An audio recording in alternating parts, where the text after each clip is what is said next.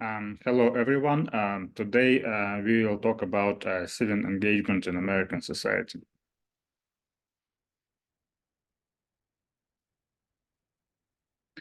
Thing is, not recently, but in the history of America, civic engagement was not always an easy thing to practice, and there are still some challenges to be civically engaged in America. Uh, Again, in United States, unlike in like half of the world in countries like I don't know, Russia, China, Saudi Arabia, American citizens do have the legal right to participate in like government decisions on various levels, and civic engagements. It has like lots of different aspects. Most importantly, you can vote. You can participate in demonstrations. You can speak about issues that you hold dear on social media, like any stuff like that.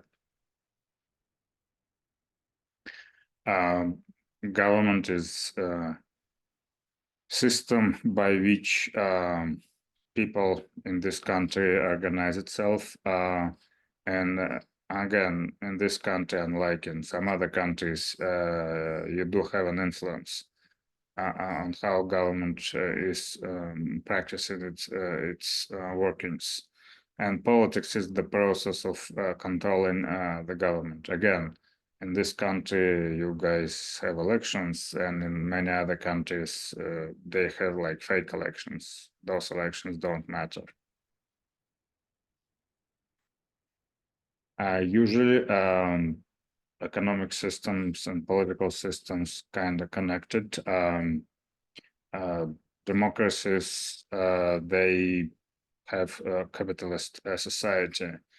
Um, and this is a bit of misconception about socialism. Initially, it's an idea by Karl Marx that this is just another stage in development of human society. Like in Karl Marx view, first stage would be primitive society, then it would be slavery, like in ancient Rome. Then you have feudalism, mostly in the Europe. Then you have capitalism, and then you have socialism. So in Karl Marx thought it will be like a next step in development of the society.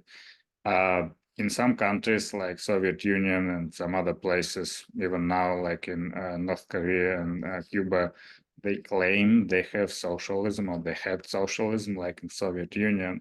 In reality, it was economy administered by the government. Government had control of like most aspects, like setting prices, owning means of production, stuff like this.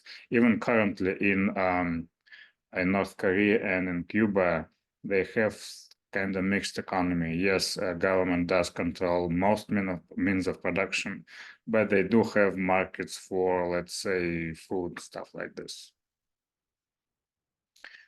Again, United States, there's a capitalist system. And in capitalist system, one of the most important aspects is there's a private property for the most part, and private businesses, they decide how much and at what price they're going to sell what kind of private goods. Also, there's obvious need for public goods, let's say public school education and stuff like this, or security. Uh, those goods usually produced by government. An example, again, common example like fire services is an example of public good produced by local governments. Though if you are still a resident and if you are in old city part of the old city, you might see medallions on some of the old buildings. When Philly was founded, initially fire service and Philly was private building owners. They had to pay fees to fire department, and if they had a fire, then fire department will like extinguish the fire. If someone didn't pay to fees to fire department, when they arrive and they see no medallion on the building, they just leave it alone. Democracy, form of government in which people do have control over institutions. Two kinds of democracies, and it's always the mix. Nobody has like the pure form. In representative democracy, people elect politicians to make decisions. In direct democracy, people involved in making decisions directly. But again, in America as well, it's a mixed system. For instance, in many states, they have ballot initiatives when you could put a question on the ballot in a particular state and people make direct decisions on the issue. And again, issues could be like legalization of marijuana for different uses or expansion of Medicaid, like any kind of issues. One of the examples of like direct democracy in small towns when they gather and discuss city business, again, in small towns. Different kinds of monarchies, constitutional monarchy and absolute monarchy. Few examples of absolute monarchies would be Saudi Arabia, countries like that. And most countries, not most, many countries in Europe are constitutional monarchies, like in UK,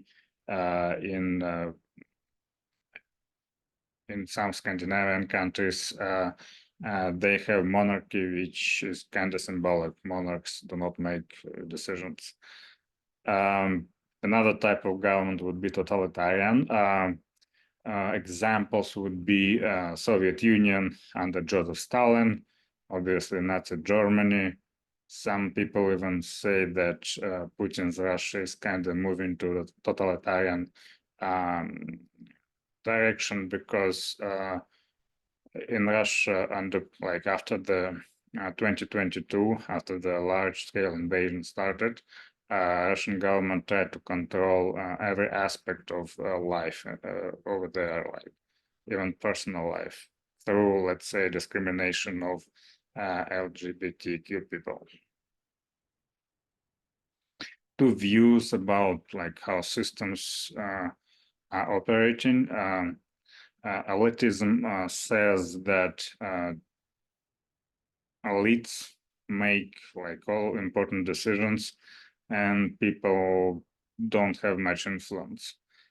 Pluralist theory says that people actually do have influence on decisions of the government. And in my view, United States is kind of closer to pluralist system because there are lots of interest groups, and many of those interest groups, they represent ordinary people. They represent public interest. Let's say like labor unions. They represent like ordinary workers, and if they do exist, they're usually kind of effective in protecting people's rights.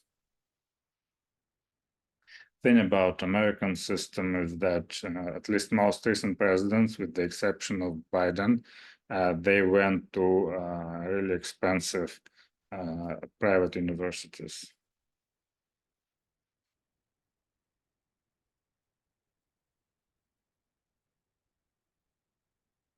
Thing about public policy making, whenever someone or like group of people wherever make a particular public policy decision, they have to make compromises and trade-offs making a particular decision. No decision is perfect. Like one of example, like trade-off between economic development, which is like a good thing about fracking, and a real harm to environment.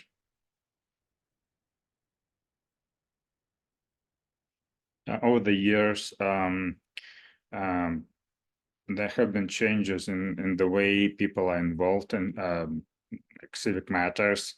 Initially, when this country was founded, and for some time, it was mostly on like local level, local organizations. Currently, people usually do it through like large national organizations. There's like less and less involvement in local organizations. Obvious reasons why like you should involve in different kind of stuff. First is social capital. The more like friends you have in like all walks of life, it could be beneficial when you look for like a new job, things like this. Civic engagement is important because when politicians try to see like who to represent, what kind of interests and issues to talk about, they study who actually shows up to vote, and they study who is likely to show up to vote. So if they know that particular demographic doesn't show up to vote, they are less likely to speak about issues that are important for those people. The actual politicians spend like lots of money trying to figure out like who is showing up and who is likely to show up. So by showing up, you're actually influencing the issues they talk about. And think about representative democracy. If you do follow politics on national, state, and local level, you become kind of powerful. You can show up for some like public hearing in some like state, city hall, whatever, and raise a concern about something. If you're a regular voter in like elections and posters like exit polls, they ask you who you are, like who did you vote for, like answer 10 questions about like your social economic status. They do know that these kind of people show up. So being an active participant actually makes you being heard.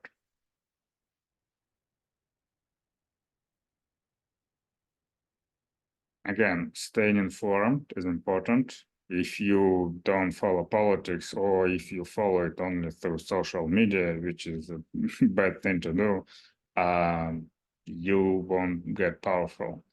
Um, and you can do a whole bunch of stuff in this country. You can work for a political campaign. You can help with fundraising. You can help people to register to vote who have like trouble doing this. Like senior citizens, some minorities are less likely to register to vote. You can do protests of any kind.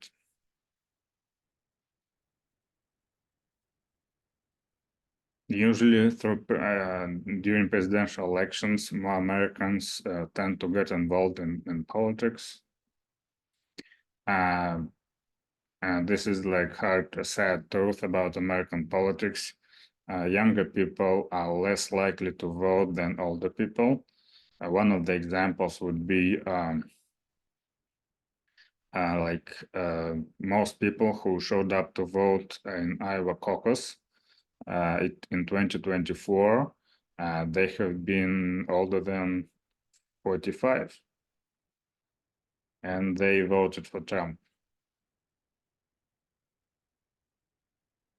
Volunteering of this sort, like help someone to build a house after a hurricane, is a good way to get engaged.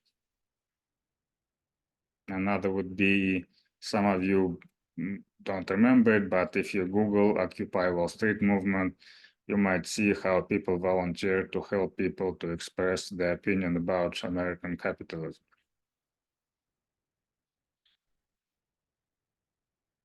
People who are more wealthy, they're more likely to get engaged, especially through donations.